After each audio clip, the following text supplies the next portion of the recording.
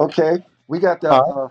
referee from the grand champion Buck versus grand champion Sandman match, Captain Bob. How you doing, Captain Bob, today?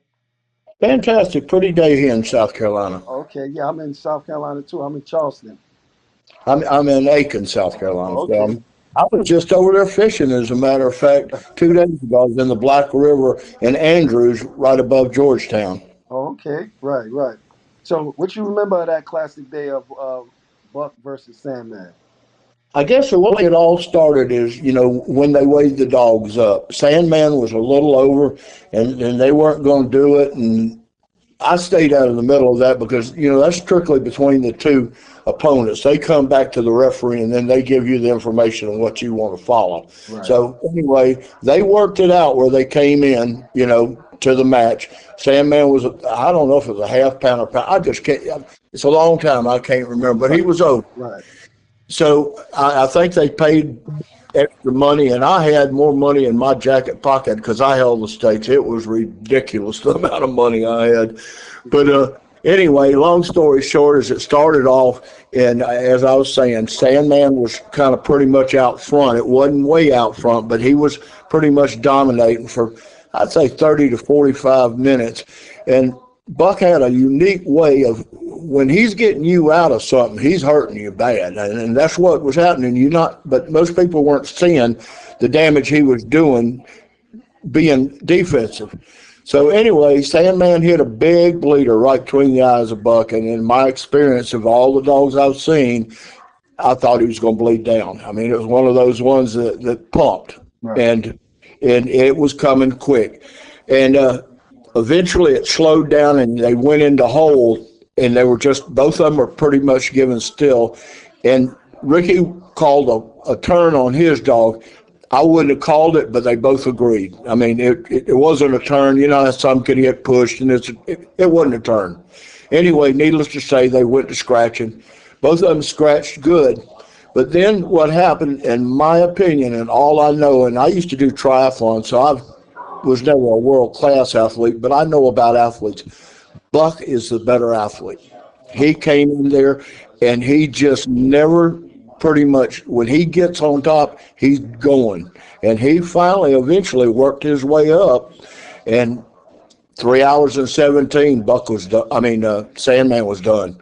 What I heard, he didn't make it long, and Buck made it fine because, like I said, I bred to him in 1976 after the match. Right, right. That's when you said you sent him up to John Beamer's yard and he wound up getting bred to a collie, huh? A collie wound up sticking your bitch.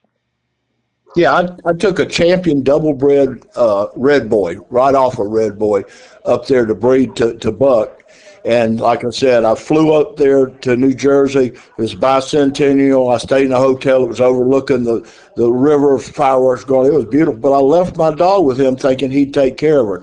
He put her out on a chain, and some stray dog come in and bred her because it looked like there was one puppy that was pure. And I can't to this day even remember where them dogs went to, but the rest of them had shaggy dog tails and big fur coats. Oh, okay. And during that match, they said Ricky was pretty aggressive in there. He Ricky's pretty aggressive everywhere. It ain't just in there, but yeah, you had to, So I knew both of them well enough that I knew who they were coming in, and I knew what was probably going to happen. John Bemis just steps back and let it happen until crazy stuff. But Ricky got to laying on top of the dogs, smothering them and stuff. I told him, I said, man, you got to get up and let these dogs be. I mean, Right. that's the way I am to this day and the way I was then. And it took a little bit. It never got out of hand, but his wife was just a screaming. I wouldn't, if it was my wife, I'd have put her in her place, but she was going crazy. You remember any other famous dogman that was at that attended that match? Jack Kelly, who is a great friend of mine, is the only one I really remember other than John Bemis. Like I said, it was just one match. It was at a place in pretty much kind of a little bit in the country in a guy's backyard. And Was that in Florida or what location was I that? can't remember, it wasn't far from here. I'm gonna say it was in Georgia, South Carolina, somewhere in that neighborhood. 'Cause I don't remember having to drive a real long ways to it. Was it crowded? Well, I'm pretty sure it pretty crowded or No, it was brought down. I want to say it wasn't but about 20 something to 30 people at the most that were allowed to come. It was, so many on both sides were allowed. It was. I've been to matches that started when the sun started going down and didn't get over till the sun come up. I mean, have 8, 10 matches, and have 400, 500 people crowds. All over Florida, South Carolina, and Georgia. right.